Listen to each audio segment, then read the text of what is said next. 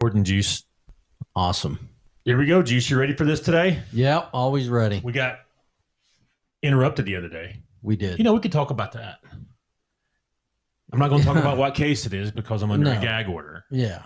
I want to know exactly how it was worded that the records and you had to be there. So I was wrong. Oh, it did say you and Yeah. the record. Oh, Sometimes I mess up, Juice. it happens. I got so many pieces of paper floating across here, but they were very kind and said, hey, it happens. Right? Yeah. Yeah. But yeah, they just wanted to know how I got certain records Can't tell you that. that I didn't break in and steal them and stuff like that. So Can't tell you. it's more like, Confidential informant. what do you call it?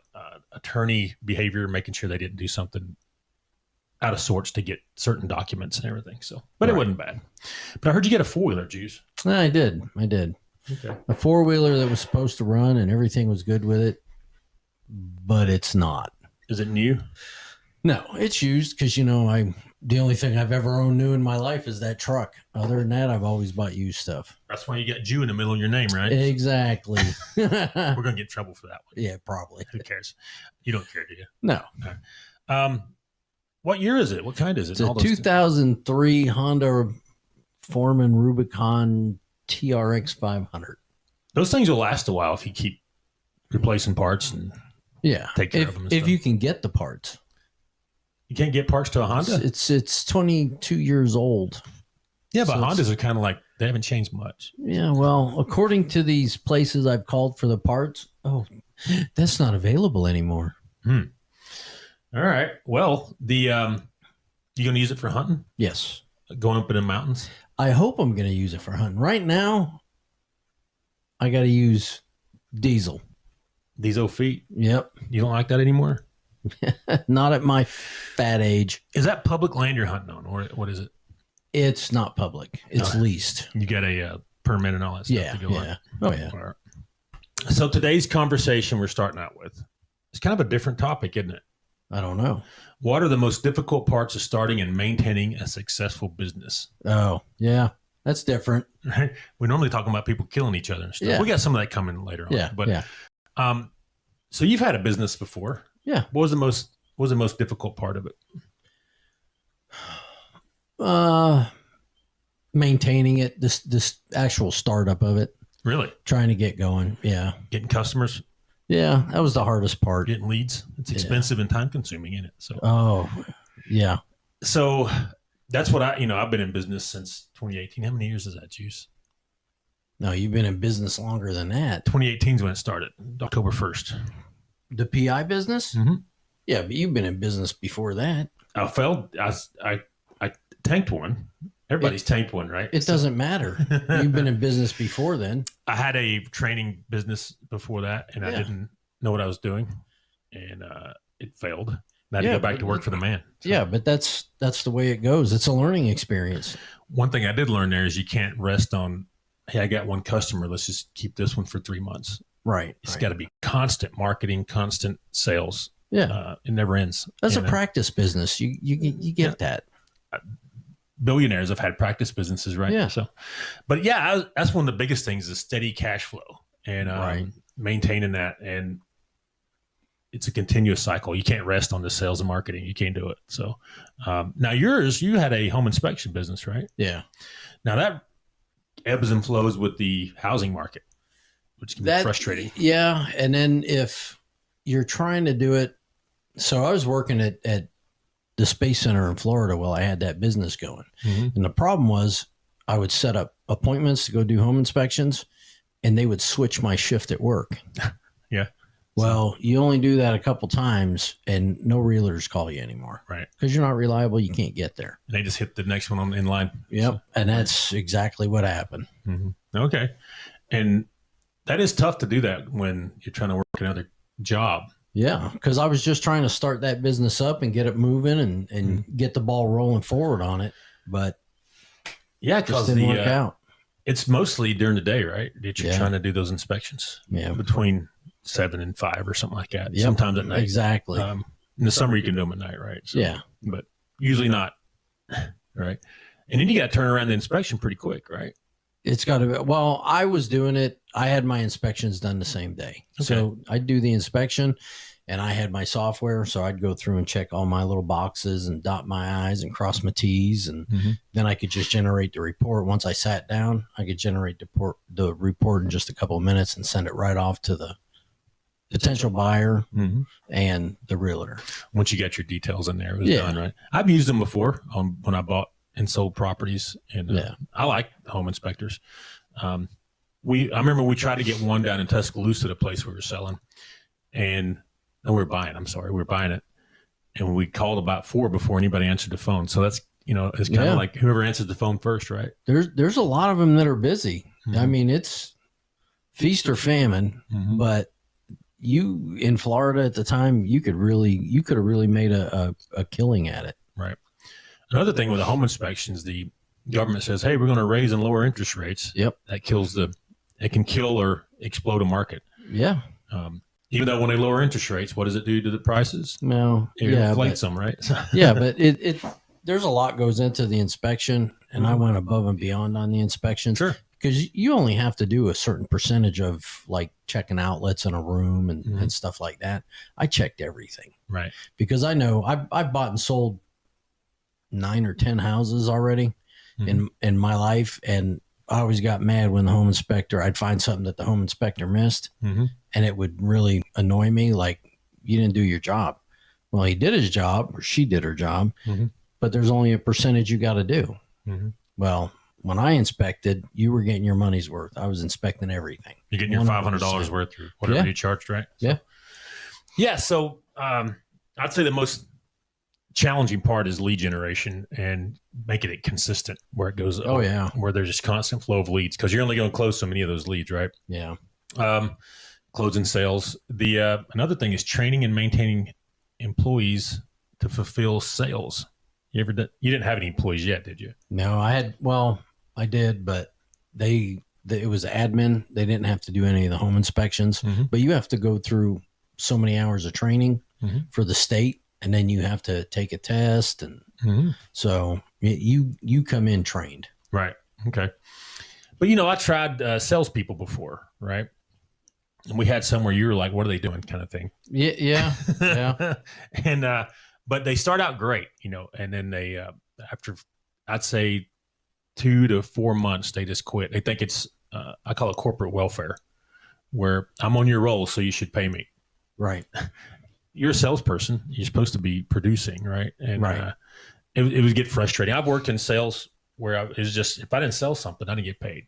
And I think everybody should do that at least once. Yeah. Oh, yeah. That's great. I do it now. I don't get paid unless we make money. So, right. And we got this mindset in the United States, particularly, where, hey, I'm here and I'm important. I deserve a paycheck. I think that's just age-based. People say that. I've had it happen from 60-year-olds down to 21-year-olds. I'm not 60 yet. Well, you're like 112. Yeah, but I'm not 60. No, you worked for me full-time for a bit, and you produced. You did what you're supposed to be doing. Right. It just works out better with you working at the mill. Yeah. Down the plant. Yeah. Down at the factory. Yeah, well, it doesn't help. I had back surgery and got laid up for you were still 6 weeks. I remember you had that. You're like, I'll be back in action tomorrow. And you tried to drive somewhere and you're in tears. Oh, yeah. Yeah. Well, I had my neck done twice and it was nothing. Right. I thought, well, I'll get my back done. I'll be good. 3-4 days tops, I said? Yeah. Oh, my God. That seated position killed you for whatever reason. So, yeah, we're going around collecting up pain pills to bring to you because your doctor didn't call them in or whatever. So, don't tell the police that. Yeah, I won't. I don't talk to the police. They don't care about that. Anyway, training and maintain them. I can train anybody, but maintain them and keeping them motivated, I'm failing at that for some reason. I don't know why. Yeah, but we still do training. I mean, we have to do our CEUs and stuff. I'm talking about like administrators and salespeople. Right. Maintaining their motivation. I mean, I can only cheerlead so much. Right. It gets to a point. I'm a guy. I'm going to train you what to do. I'm going to show, tell. I don't know how to do it. Anyways, I'm going to show you how to do it, and I'm going to assist you. Tell you how to do it. I'm going to show you how to do it. I'm going to do it with you, and then you're going to do it. Yeah. And if you have questions, answer questions. But people get to the point where they're like, "Well, you just do it, Mr. Business Owner." Yeah, no, it doesn't work that I'm going way. to give you advice. It doesn't work. That's why you're the boss. Yeah. The reason why I hire people is to free up time for me so I can go do other things like high-level marketing, meeting clients, those kind of things. Yeah, and I have no idea how you do all the stuff you do to. I don't. Things fall through the cracks, but but you have a lot of hats to wear. Yeah, you really do. They're big. Look at my head. It is a big grape. It's a big noggin. A lot of hats. It's big hats if they're going on there. Yeah, I don't think they make them that big. You got your special hat on today. I do. MAGA 45, 47. 45, 47. Making people cry lately. Yeah. We'll get into the Epstein files on another case, on another episode, but the Epstein files is blowing up, and I'm not going to say names, but another party's face. Yes, it is. But they're like, publish it's the a files. Comedy skit, like they're getting a pie in the face every time they say something on social media. Like, publish the files. They're published. What are you going to do now? What are you going to complain about today? So all right, back to the topic.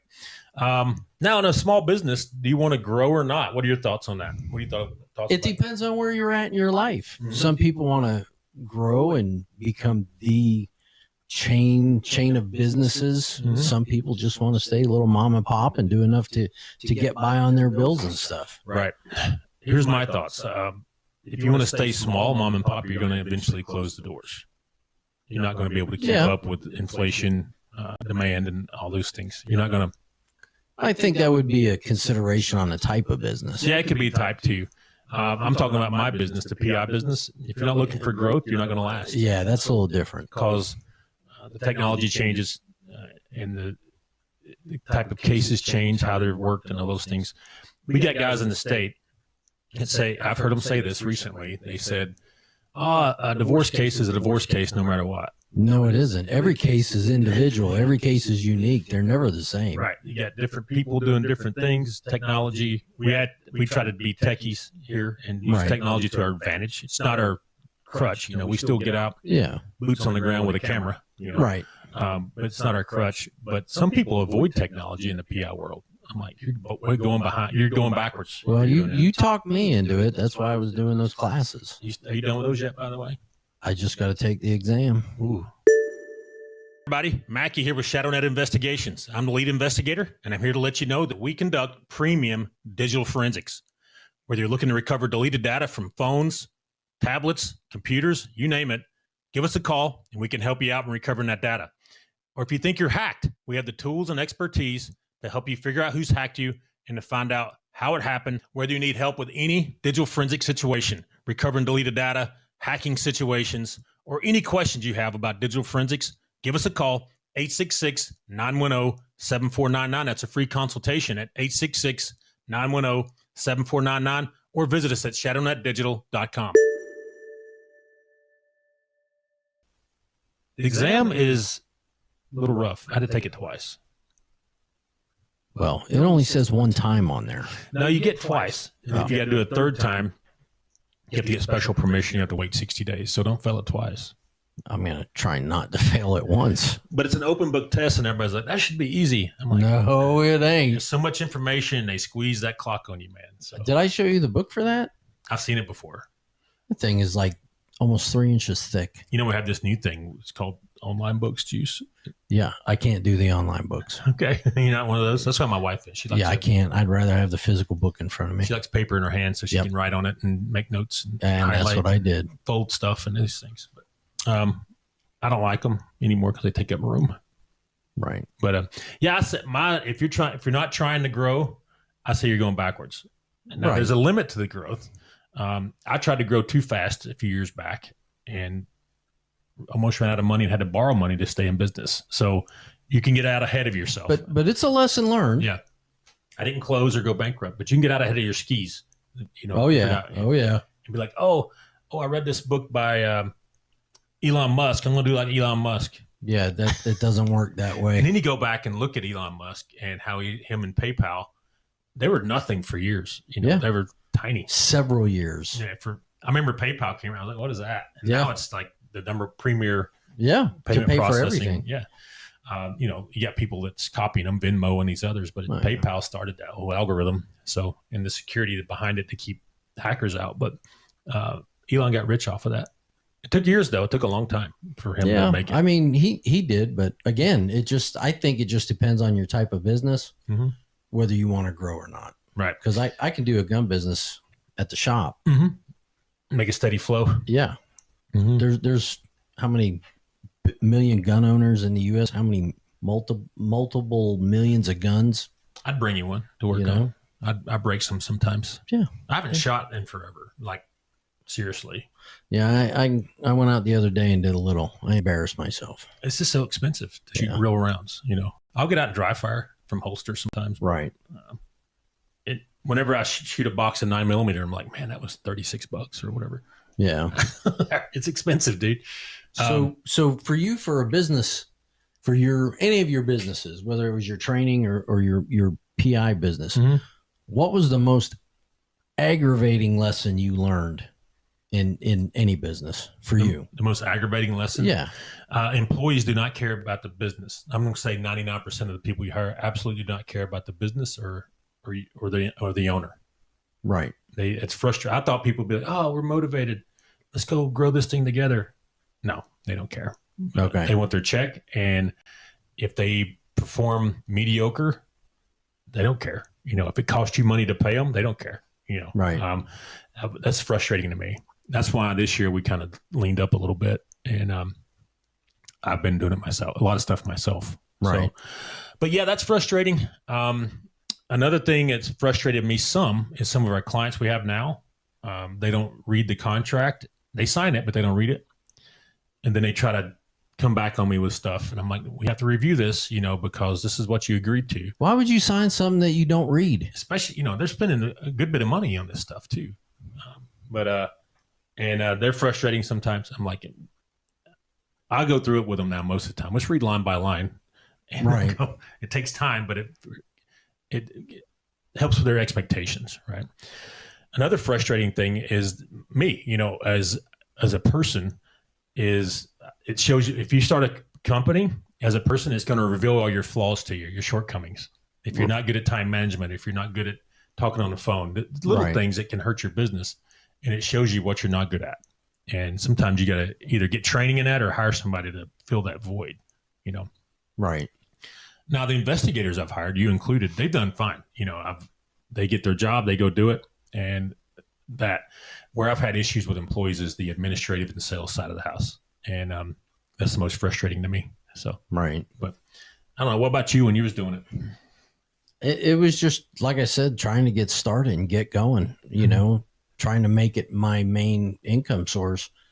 But when you're trying to do that and balance a regular job, a 40-hour a week job that you got to do, and they keep switching stuff up, you get pretty mad. You had kids in the house too then, didn't you? Yeah. So, yeah.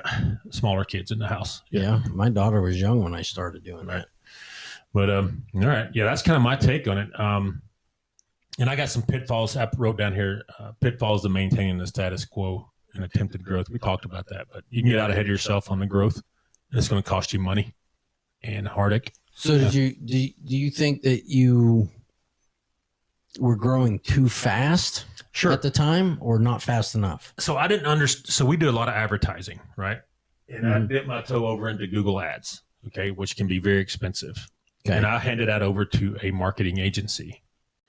And at the end of the month, I got a $37,000 bill. Oh, for Google Ads. There was a miscommunication. I still had to pay Google. Wow, that hurts. You know how much that kills cash flow as a 3-person shop at the time. That's painful. So I had to pay that and then borrow some money to make payroll kind of thing. And it was frustrating. So I stopped. I said, "You're fired, Mr. Marketer. I want to stop." And I actually stopped and took like a 30-day sabbatical and learned Google myself. Right. Okay. And learn where I lost on that. So, yeah, I didn't supervise or inspect what was going on. And I just said, "Hey, marketer, you said you're a marketer, you know, take off." And he just ran up my Google Ads bill, and I had to pay him too for the month. And it was ridiculous. Great. It hurt bad. And I learned, hey, you know, you can hire people to do stuff, but you got to inspect it. Right. Every once in a while. You can't just let it go, and then it's going to burn you in the end. So that hurt. So you had to take a step back and say, "Hey, let me learn about this," because Google Ads is a big part of business nowadays. If you don't know how to use it, you're Yeah, you're behind. You're the missing times. money, right? Yeah. So, it costs you money though to do Google Ads. You just got to know how to do it wisely, Right. So, what'd you learn about yours? It's hard. It's hard. It's almost impossible to do a startup business while you're working a 40-hour job. It's hard, man. So I was lucky. I saved up some money working overseas, Mm-hmm. and we had some savings, but I burned through that pretty quickly. Like Oh yeah, that never lasts. Yeah, you go through it pretty quick because you got to market. You got to pay yourself. You got to eat, right? Yeah, those kind of things. And but yeah, it took a while to get a steady flow of cash coming in, and about a year before I was kind of like, "Whew, this is going to work." Maybe, you know what I mean? So, right. You know what I mean? And yeah. I could. You're always on edge. You're always paranoid about, oh, we're going to fail today. Right. I recommend people start a business. Do your research before you do it. But you have the best day of your life and the worst day of your life every minute of every day. Sometimes. Yeah, you have highs I'll and agree with that. Emotional highs and lows. We give up a 40-hour work week to work 80 hours. Yes. For what we call freedom. Yeah, there's nothing free about it. That freedom may come 10 to 20 years, but it ain't going to be right away. Now I got freedom. I don't have to go report in and sit in a cubicle, which was my future if I didn't make this work, at Redstone or somewhere. Right. Or traveling back and forth overseas again, which you're still working for the land. I don't there. think your wife wanted that again. And I'm getting old too. So you are. I'm not a spring chicken anymore, Juice. You're definitely not. I'm not You're as like a fall rooster now. A fall rooster. I'm not as old as you are. No. But yeah, I recommend it. So here's what people do though. They say they are a great mechanic and work at the mechanic shop, right? Like, man, I hate this boss. I'm going to start my own mechanic shop. They just jump out and do it. They have what we call an entrepreneurial seizure. Yeah. And then you're out there and you're like, what do I do now? Kind of thing. So I recommend you don't go to college for business. Get the books that are out there now, the fresh. Yeah. You can get them at the library. And go to podcasts. The late freeze. And learn the pitfalls before you get in there. So you're not shocked when you get out there and you're standing there, what do I do now? Type of thing. So I did a lot of research before I started this one and still miss some things, right. Because I had a year sitting there in Afghanistan. We worked about 4 hours a day over there. Right. So the rest of the time I was researching this, getting everything set up, and I still miss some stuff, Yeah. But, you're not going to cover everything. No, you can't. Some of it is just a lesson learned in daily activities. What's the military saying? The plan doesn't make it past the first gunshot or whatever. Yeah. So it's kind of like that, You got to be able to adjust and be flexible. And some people aren't flexible, and they just they're bullheaded, and they bullhead the thing right in the ground, and they're bankrupt. So they're not able to change and shift and step back and say, what can we do different to make this better? Right. Or they don't listen to people that tell them, hey, let's try this. Yeah. 90% of our systems we have here that we use are employee ideas and created. Yeah. And they're not work for me. They don't work for me anymore. Well, two of them do. Good and Shields came up with few things. Yeah. But some of them are people that I hired right out of college and say, hey, why don't you try this? And it worked. And they're no longer with me because most of them just quit showing up to work. Right. And then you fire them. They're like, why'd you fire me? Well, you haven't been here in 3 days, so. Well, yeah, Well, I was sick. We didn't tell nobody. So, you know what I mean? So, well, I didn't think I had to. Yeah, they're still living with their mama, and mama was giving them chicken soup and stuff. Oh. Chicken soup for the soul. Oh, right. Bless their heart. All right. We're going to end this one. Maybe it was boring. I don't know. Maybe people will like it. What do you think? I don't know. We'll find out, though. You like it. You'll see it in the comments. Right. If there's no comments, we'll know for sure, right? Yeah. Y'all better comment. All right.